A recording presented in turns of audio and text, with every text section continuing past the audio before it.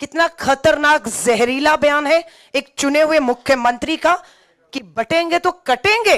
उन्होंने कहा कि बिल्कुल ये नहीं होनी चाहिए, जातीय जनगणना नहीं होनी चाहिए। नहीं होगी तो सही कहा, कैसे पता लगेगा कि कितने हमारे घुमंतु, गैर घुमंतु और हमारे जो है विमुक्त जनजातियां हैं, उनके हक और अधिकार क्या है जो संविधान में है। सबसे पहले देश के स्वतंत्रता सेनानी, देश के प्रथम प्रधानमंत्री, भारत रत्न पंडित जवाहरलाल नेहरू जी को श्रद्धांजलि देती हूं और याद करती हूं कि आज जहां पर आप बैठे हैं 1871 में आपको अंग्रेजों ने नोटिफाइड किया, संघर्ष 72 सालों तक आपने किया और 1852 में पंडित जवाहरलाल नेहरू जी ने 72 सालों लगे आपके संघर्ष को खत्म करते हुए आपको डिनोटिफाइड किया।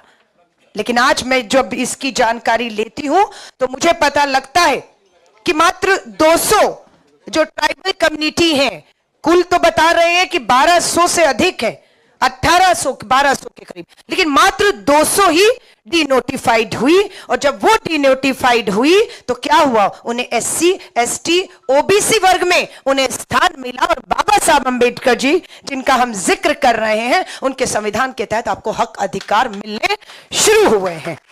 लेकिन अभी भी मेरी जानकारी सही है नहीं आप बताएंगे, 1262 में से 2 ट्राइबल डिनोटिफाइड होते हैं, लेकिन अभी भी संघर्ष बहुत से ट्राइबल्स का अभी बाकी है। लेकिन ये संघर्ष खत्म करने का एक ही मात्र रास्ता है, वो रास्ता जिस पे श्री राहुल गांधी जी चल चुके हैं, वो रास्ता है जातीय जनगणना कराने का। भाजपा ने मंशा साफ कर दी है। भाजपा की हिमाचल की मंडी से जो सांसद है उसने भाजपा को बेनकाब कर दिया ये कहकर, और उत्तर प्रदेश के मुख्यमंत्री ने भी ये कह दिया। कितना खतरनाक जहरीला बयान है एक चुने हुए मुख्यमंत्री का कि बटेंगे तो कटेंगे।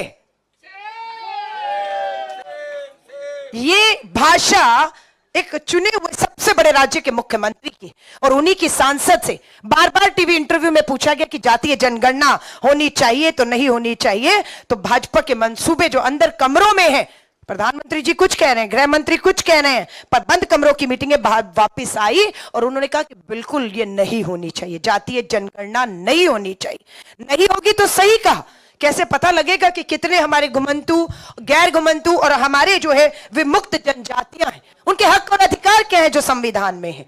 मैं आपको विश्वास दिलाती हूं, जब पंडित जवाहरलाल नेहरू जी ने डिनोटिफाइड किया तब देश के पहला मुख्यमंत्री, देश का मैं कहूं आपकी जाति से मुख्यमंत्री जो है वो वसंत राव पुलसिंह नायक जी बनाए जाते हैं। ये संभव तभी हो पाया जब उन्हें नोटिफाई से डिनोटिफाई किया गया, उन्हें समाज में हक और अधिकार दिए गए और मुख्यमंत्री के पद तक उन्हें पहुंचा। रैंके कमीशन का गठन 2008 में, इसकी रिपोर्ट बताती है कि मात्र जो है 15 करोड़ की आबादी थी आपकी। ये 2008 का आंकड़ा है कि आपकी आबादी, आपकी इस जनसंख्या में भागीदारी, हिस्सेदारी 15 करोड़ है, पर 2024 आते आते आप 15 करोड़ नहीं, 2024 आते आते आप 23 करोड़ हैं। और मैं ये कह रही हूं अगर जातीय जनगणना हो गई तो आप 23 भी नहीं, आप 50 करोड़ होंगे, आप 50 करोड़ होंगे। और ये जातीय जनगणना ना करवाकर आप किसी एक जाति का हक नहीं मान रहे, आप किसी स्त्री और पुरुष का हक नहीं मान रहे हैं, आप 50 करोड़ की आपकी जनजातियों से आने वाले लोगों का हक मारना चाहते हैं, जिसे भारतीय राष्ट्रीय कांग्रेस होने नहीं देगा, होने नहीं देगा। ये लंबा इंतजार पंडित जवाहरलाल नेहरू जी ने खत्म किया, अब बाबा साहब अंबेडकर के संविधान को खतरा है, लोकतंत्र को खतरा है। लगातार बात होती है ये क्यों चूके, प्रधानमंत्री मोदी जी ने क्या कहा था, तीसरी बार 400 पार, क्या हुआ सच, बहुमत से चूक गए आप। क्यों चूके आप बहुमत से, किसने आपको हराया, किसने आपको बहुमत से दूर कर दिया, ये आप लोग थे। क्यों, क्योंकि वे जाति जनगणना के खिलाफ थे, संविधान में मिले हक अधिकार आपको देने के खिलाफ थे, इस संविधान को बदलना चाहते थे, इसलिए आपने उन्हें हराया है। दलित, SC, ST, OBC वर्ग ने मिलकर इनका जो तानाशाही का रथ था उसे रोकने का काम किया है। मैं आपसे फिर कहूंगी थोड़ा धक्का और लगा दीजिए, थोड़ा धक्का और लगा दीजिए। मुकुल जी बैठे हुए हैं, जम्मू कश्मीर और हरियाणा के चुनावों की घोषणा हो चुकी है, सितंबर में 2 राज्य इनके हाथ से हम छीनने वाले हैं। और जैसे ही महाराष्ट्र बुल्डाना से आप लोग आए हैं, महाराष्ट्र और झारखंड में भी हमारे बहुत से आदिवासी भाई बहन आते हैं, और जिस तरह ही झारखंड और महाराष्ट्र में ये बाहर होंगे, आप देख लीजिएगा दिल्ली से बाहर हो जाएंगे। और आपके हक, आपके अधिकार, के राजू जी ने कहा है, ये राहुल गांधी जी का वचन है कि आपको आपके हक और अधिकार हम दिलाएंगे।